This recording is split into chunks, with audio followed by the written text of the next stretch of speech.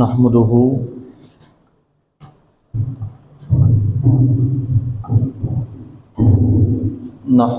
ونصلي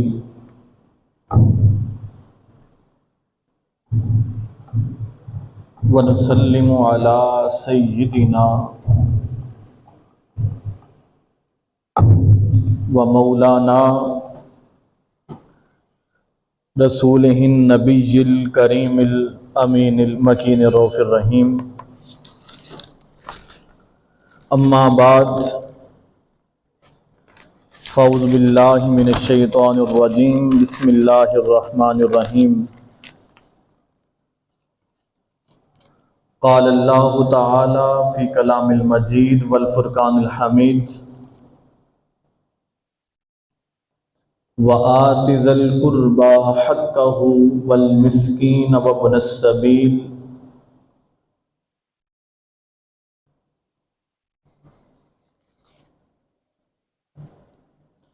وقال الله في كلام المجيد: وإما تعرضن عنهم ابتغاء رحمة من ربك ترجوها فقل لهم قولا ميسورا. وقال الله في كلام المجيد: أرأيت الذي يكذب بالدين فذلك الذي يدعو اليتيم ولا يحض على طعام المسكين. وقال الله في مقام الآخر: ليس البر أن تولوا وجوهكم قبل المشرق والمغرب ولكن البر من آمن بالله واليوم الآخر والملائكة والكتاب والنبيين وآتى المال على حبه ذوي القربى واليتامى والمساكين وابن السبيل. صدق اللہ مولانا العظیم وصدق رسولہ النبی الکریم. ان اللہ وملائکتہ یصلون علی النبی یا ایہا الذین آمنوا صلوا علیہ وسلموا تسلیما. الصلاۃ والسلام علیک یا سیدی یا رسول اللہ وعلی آلک واصحابک یا حبیب اللہ. صلاۃ والسلام علیک یا سیدی یا رسول اللہ وعلی آلک واصحابک یا محمد الرسول اللہ.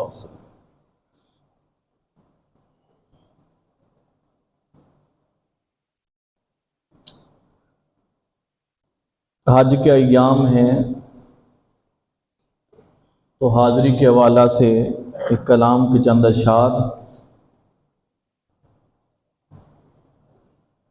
حضور ایسا کوئی انتظام ہو جائے، حضور ایسا کوئی انتظام ہو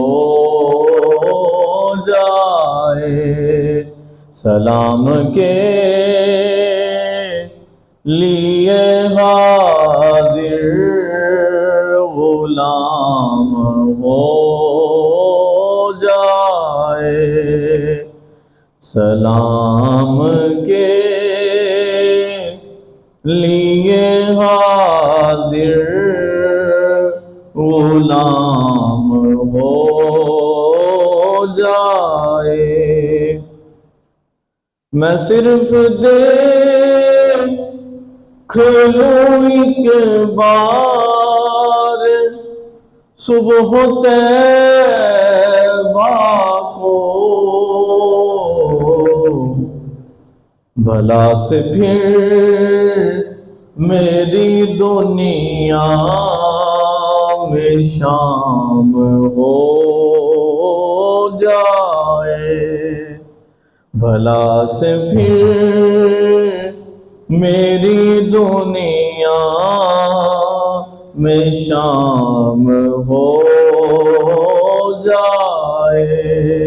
حضور ایسا کوئی انتظام ہو جائے اور تجلیات سے بھر لوں میں اپنا کاسائے جان، کبھی جو ان کی گلی میں قیام ہو جائے، حضور ایسا کوئی انتظام ہو جائے، اور حضور آپ جو سن لے تو بات بن جائے، حضور آپ جو کہہ دیں تو کام ہو جائے، سلام کے لیے حاضر غلام ہو جائے،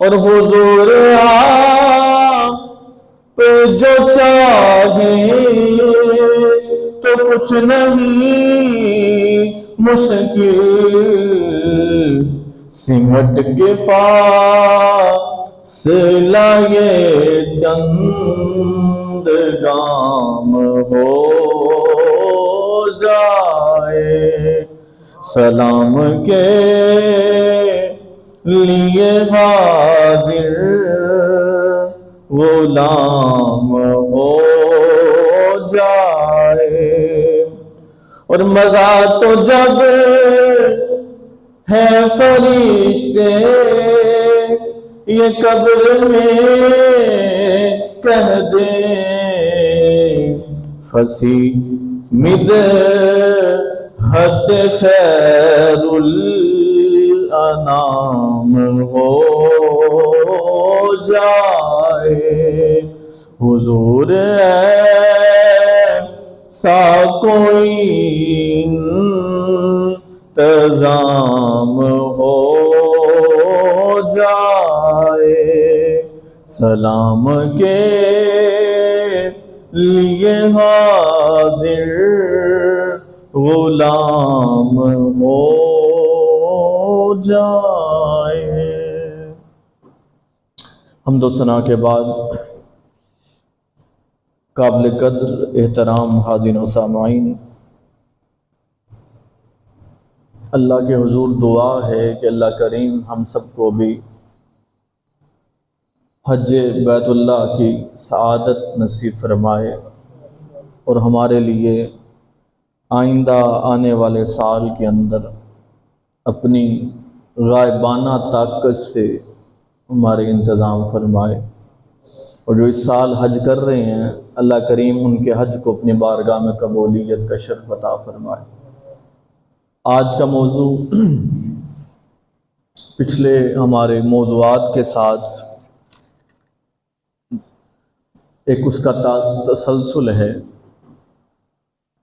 پچھلے 5-6 جمعۃ المبارک سے ہم نے حقوق کی بات کی ہے،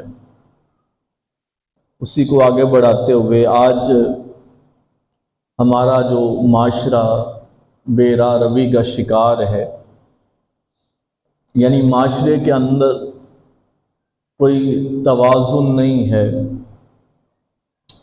کوئی امیر ہے تو وہ امیر تر ہوتا جا رہا ہے، اور جو غریب ہے اس کی غربت کے اندر اضافہ ہوتا جا رہا ہے۔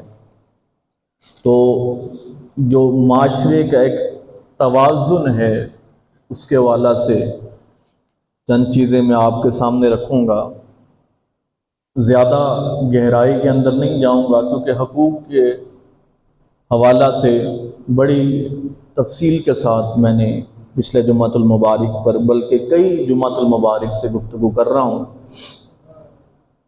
اللہ پاک نے گفتگو کا آغاز سورہ بنی اسرائیل کی آیت نمبر 26 سے کرنا چاہتا ہوں۔ اس پچھلی آیات کے اندر حقوق والدین کا بھی اور باقی رشتہ داروں کا بھی ذکر ہے۔ تو اس آیت کے اندر اللہ پاک نے ارشاد فرمایا وَآتِ ذَا الْقُرْبَى حَقَّهُ وَالْمِسْكِينَ، کہ جو تمہاری قرابت دار ہیں ان کا بھی حق ادا کرو۔ پچھلی آیت مبارکہ جو میں نے 2-3 جمعوں سے آپ پہ گوش گزار کی، ان کے اندر جو میں نے آیات منتخب کی تھی ان کے اندر حق کا ذکر نہیں تھا، بات ہوتی تھی ان کی مدد کی، ان کے مالی تعاون کی، لیکن آج بالخصوص میں نے جو آیت مبارکہ کا انتخاب کیا اس کے اندر اس کے اوپر بڑا زور دیا گیا ہے، اور آیت بنی اسرائیل کی 26 نمبر آیت شروع ہی اسی بات سے ہو رہی ہے کہ وَآتِ ذَا الْقُرْبَى حَقَّهُ وَالْمِسْكِينَ وَابْنَ السَّبِيلِ، کہ جو تمہاری قرابت دار ہیں، رشتہ دار ہیں، اور جو محتاج ہیں، اور جو مساکین ہیں، وَابْنَ السَّبِيلِ، اور جو سفر کرنے والے ہیں، یہ تمہاری مدد کے حقدار ہیں، یعنی وہ اپنا حق رکھتے ہیں کہ تم ان کی مدد کرو۔ وَلَا تُبَذِّرْ تَبْذِيرًا، اور آگے ارشاد فرمایا کہ تم فضول خرچی نہ کرو، اپنی ذاتی آسائش کے اوپر، عرف عام کے اندر عیاشی کے اوپر، دکھلاوے کے اوپر خرچ نہ کرو، بلکہ یہ ان کا حق ہے جو تم کو ادا کرنا ہے۔ اور قرآن نے اگلی آیت کے اندر آیت نمبر 27 کے اندر ارشاد فرمایا ان المبذرین کانوا اخوان الشیاطین، بے شک فضول خرچی کرنے والے شیطان کے بھائی ہیں، یعنی جو اپنی ذات کو پریفر کرتے ہیں، ذات کو امپورٹنس دیتے ہیں اور بے جا اپنی نمود و نمائش کے اوپر خرچ کرتے ہیں، قرآن نے کہا وہ شیطان کے بھائی ہیں۔ اور وَقَانَ الشَّيْطَانُ لِرَبِّهِ كَفُورًا، اور شیطان اپنے رب کا بہت بڑا ناشکرا ہے۔ تو اگر انسان فضول خرچی کرنے والا بن جائے گا اور جن کے حق ہیں ان کو ادا نہیں کرے گا، تو قرآن کی ان آیات مقدسہ کی روشنی کے اندر وہ شیاطین یا شیطان کے بھائی ڈکلیئر ہو جاتے ہیں۔ اگلی آیت کے اندر اللہ پاک نے ارشاد فرمایا وَإِمَّا تُعْرِضَنَّ عَنْهُمُ ابْتِغَاءَ رَحْمَةٍ مِّن رَّبِّكَ تَرْجُوهَا فَقُل لَّهُمْ قَوْلًا مَّيْسُورًا، اور اگر تم اپنی تنگ دستی کے باعث جو مستحقین ہیں ان کو اگر نہیں دینا چاہتے تو تم ان کو جھڑکو نہیں، ان کے ساتھ سختی نہ برتو۔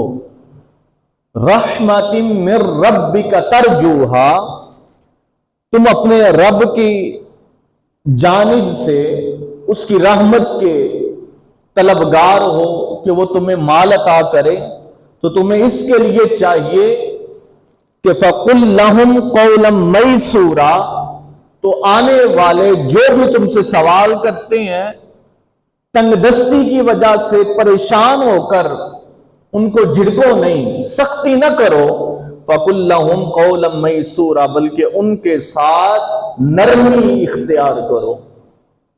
اور جب تم ان کے ساتھ نرمی اختیار کرو گے، ان کے ساتھ محبت سے پیش آؤ گے، تو رحمت من ربک، اللہ پاک اپنی رحمت سے تمہارے دسترخوان کے اندر وسعت پیدا کر دے گا اور تمہاری تنگ دستی کو ختم کر کے اس کو خوشحالی کے اندر تبدیل کر دے گا۔ تو یہ معاشرے کی بات ہو رہی ہے کہ جو مانگنے والے ہیں وہ بھی ہماری جانب سے نرم برتاؤ کے حقدار ہیں. اور آگے قرآن نے کہا وَلَا تَجْعَلْ يَدَكَ مَغْلُولَةً إِلَىٰ عُنُقِكَ وَلَا تَبْسُطْهَا كُلَّ الْبَسْطِ. اور نہ تو اپنا ہاتھ اپنی گردن سے باندھ کے رکھو. مراد کیا ہے کہ نہ ہی اپنے ہاتھ کو بالکل جیسے ہم دبا لیتے ہیں نا اس طرح رکھو. وَلَا تَجْعَلْ يَدَكَ مَغْلُولَةً إِلَىٰ عُنُقِكَ کہ اپنے ہاتھوں کو باندھ لو تو میرے پاس کچھ نہیں ہے. نہ ہی یہ صورت اختیار کرو. اور قرآن نے آگے کہا اور نہ ہی اتنا دے دو کہ تم خود محتاج ہو جاؤ. تو دیکھیں اسلام کتنی متوازن لائف گزارنے کا ہمیں درس دے رہا ہے. اور ساتھ معاشرے کے اندر ایک جیسے اپنی زندگی کے اندر توازن پیدا کرنا ہے ویسے ہم نے معاشرے کو بھی توازن کے روپ کے اندر لے کے آنا ہے. آج ہماری اپنی زندگیوں کے اندر توازن نہ رہا جس کی وجہ سے ہمارے قوم اور ملحص الملک کے اندر توازن نہ رہا جس کی وجہ سے امیر تر ہوتے جا رہے ہیں اور جو نچلا طبقہ ہے وہ آہستہ آہستہ اور دبتا جا رہا ہے. توازن کا فقدان ہو گیا جس کی وجہ سے آج یہ سارے معاملے ہو رہے ہیں. اور قرآن کے اندر تو بے جا مقامات پر ہے کہ جو تمہارا پاس مال ہے نا وہ فی اموالہم یہ جو مال ہے حق للسائل والمحروم اس مال میں سے سائلوں کا بھی حق ہے جو تم سے سوال کرتے ہیں. حقہ للسائل والمحروم اور جو محروم طبقہ ہے وہ بھی تمہارے مال میں سے حقدار ہیں. تو لہذا تم اپنے ہاتھوں کو بالکل دباؤ نہیں یعنی مال کو اپنے تک محدود نہ رکھو. اور اگر تم ایسا کرو گے تو قرآن نے ایک اور جگہ پر ارشاد فرمایا کہ جو لوگ اپنے مالوں کو سونے اور چاندی کو جمع کرتے جاتے ہیں اور اس کو اللہ کی راہ میں خرچ نہیں کرتے فبشرہم بعذاب الیم تو ان کے لیے یہ خبر سنا دو کہ ان قریب اللہ پاک کا عذاب ان کو آ کے گھیر لے گا. تو اس لیے اسلام متوازن لائف گزارنے کا حکم دیتا ہے. نہ ہی حد سے زیادہ ان المبذرین نہ ہی حد سے زیادہ فضول خرچی کرنے کا حکم دیتا ہے اور نہ ہی ہاتھ کو بالکل مٹھی کو بند کر کے بالکل اپنے جیب کو اور مٹھی کو اور منہ کو بند کر لینا ایسے اسلام اس چیز کی بھی ہمیں ترغیب نہیں دیتا. بلکہ اسلام کہتا ہے کہ آپ جس معاشرے کے اندر رہتے ہیں وہاں لوگوں کے حقوق کا خیال کریں. اب یہ وہ بات ہو رہی ہے جن کا تعلق ہمارے معاشرے کے ساتھ ہے. آج لمحہ فکریہ ہے ہم قرآن سے دور ہیں. میرے بزرگ یہاں تشریف فرما ہے ہمیں وراثت کے حقوق و فرائض کا نہیں پتا کہ وراثت کن کو دی جاتی ہے. حالانکہ قرآن کے اندر سورہ نساء کے اندر بالکل واضح موجود ہے. نہ ہم نے خود وراثت پڑھی نہ ہم نے چاہا کہ ہم وراثت پڑھیں کیونکہ کہیں نہ کہیں ہمارے دل کے اندر چور ہے کہ اگر وراثت کا علم آ گیا تو اس کو دینا پڑے گا.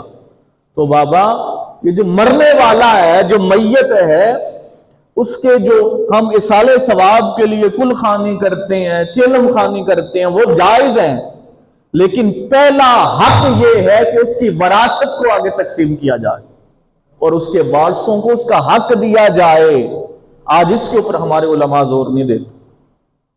اور ارشاد فرمایا عام طبقے کی بات ہو رہی ہے نا وَإِذَا حَضَرَ الْقِسْمَةَ سورہ نساء اس کی آیت نمبر 8 وَإِذَا حَضَرَ الْقِسْمَةَ أُولُو الْقُرْبَى وَالْيَتَامَى وَالْمَسَاكِينَ کہا جب تم مال وراثت تقسیم کر رہے ہوتے ہو تو اس وقت اگر کوئی ایسے لوگ جو غریب ہیں حقہ والمسکین تو اس وراثت کی تقسیم کے دوران اگر تمہارے رشتہ داروں میں سے جن کا اس وراثت میں سے کوئی حق نہیں ہے وَإِذَا حَضَرَ الْقِسْمَةَ أُولُو الْقُرْبَى وَالْيَتَامَى وَالْمَسَاكِينَ لیکن اس موقع پر موجود ہیں یتیم موجود ہیں مسکین موجود ہیں تو قرآن نے کہا آیت نمبر 8 کے اندر کہ وراثت کی تقسیم کے وقت تم اس وراثت میں سے ان غریبوں اور مسکینوں اور یتیموں کو بھی دے دیا کرو۔ کہاں عام لائف کی بات ہو رہی ہے، عام زندگی گزارنے کی بات ہو رہی ہے، اور کہاں جو وراثت کے حقدار ہیں ان کے مال کی تقسیم ہونے کی بات ہو رہی ہے۔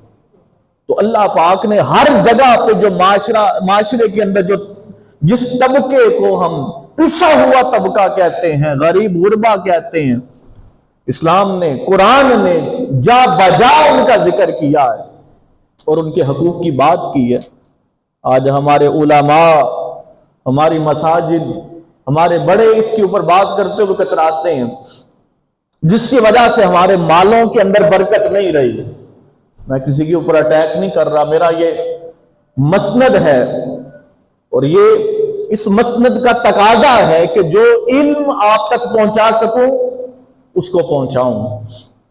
تو لہذا اپنے جو معاشرے کے اوپر پورا زور دینا چاہیے ہمیں۔ آج ہم یہاں سے مار کھا رہے ہیں، ہم عبادات دیگر چیزوں کی طرف جانتے ہیں، ہم نے اتنے دین کے اتنے حصے کو ہم نے نیکی سمجھ لیا اور باقی چیزوں کو ہم نے نظر انداز کر دیا۔ آپ سورہ البقرہ 2 پارہ اس کی آیت لیس البر ان تولوا وجوہکم قبل المشرق والمغرب، اللہ پاک نے جھنجھوڑا انسان کو کہ نیکی صرف اس چیز کا نام نہیں ہے کہ تم اپنے رخ مشرق کی طرف یا مغرب کی طرف پھیر دو۔ تو مولا نیکی کس چیز کا نام ہے؟ اللہ پاک نے ارشاد فرمایا وَلَٰكِنَّ الْبِرَّ مَنْ آمَنَ بِاللَّهِ وَالْيَوْمِ الْآخِرَ وَالْمَلَائِكَةِ وَالْكِتَابِ وَالنَّبِيِّينَ، فرمایا نیکی اس چیز کا نام ہے کہ تم پہلے اللہ پر ایمان لاؤ، من آمن باللہ والیوم الآخرہ، آخرت پر ایمان لاؤ، والکتابین، والکتاب اللہ کی کتابوں پر ایمان لاؤ، والنبیین اللہ کے رسولوں پر ایمان لاؤ۔ اب ان چیزوں کے اوپر اس ایک آیت کریمہ کے اندر اللہ پاک نے 10 چیزیں بیان کی ہیں۔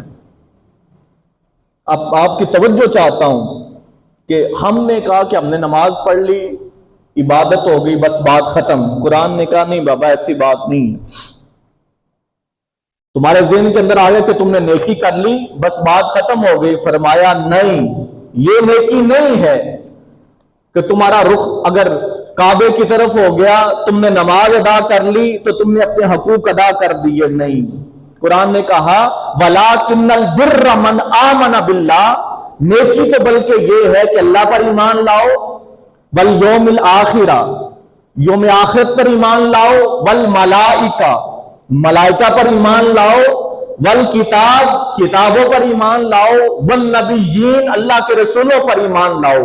جب ایمان پختہ ہو جائے تو فرمایا اس کے بعد اگلی چیز کیا ہے؟ وَآتَ الْمَالَ عَلَىٰ حُبِّهِ، اور اللہ کی محبت کے اندر جو اللہ نے تمہیں مال عطا کیا ہے اس مال میں سے تم کیا کرو؟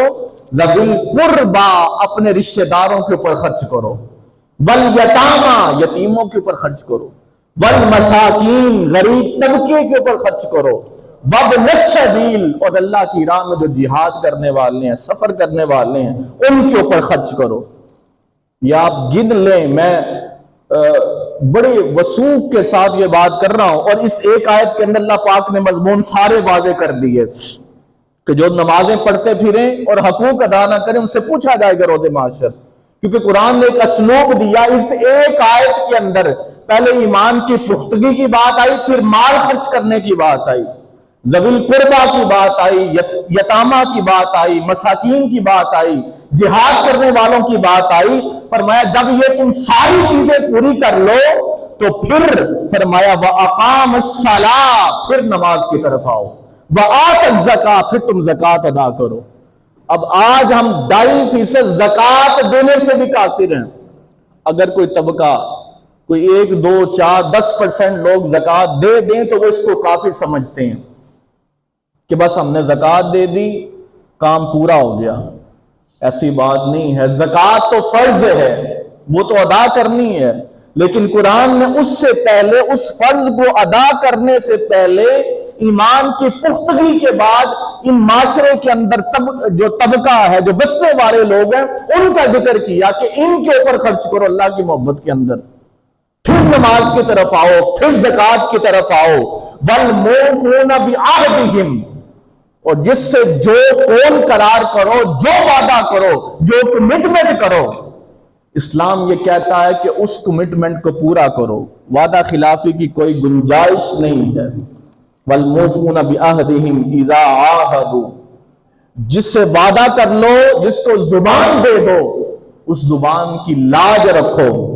اور وَالصَّابِرِينَ فِي الْبَأْسَاءِ وَالضَّرَّاءِ وَحِينَ الْبَأْسِ، اور فرمایا کہ جو مصیبت آئے، جو پریشانی آئے، فرمایا ہر مصیبت اور پریشانی کو اللہ کی طرف سے آزمائش تصور کرتے ہوئے صبر اختیار کرو، صبر کا پیکر بن جاؤ۔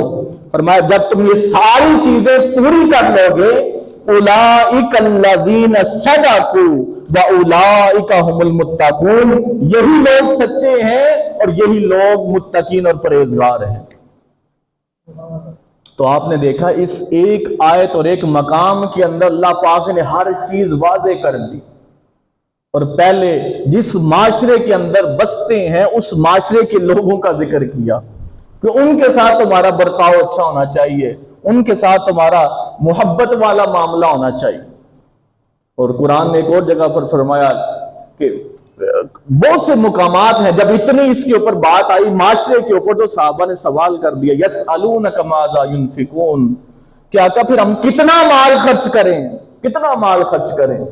تو کریم آقا نے کہا جتنا مال خرچ کرنا چاہو کرو، جتنا خرچ کرو گے اللہ پاک تمہارا وہ مال قبول بھی کرے گا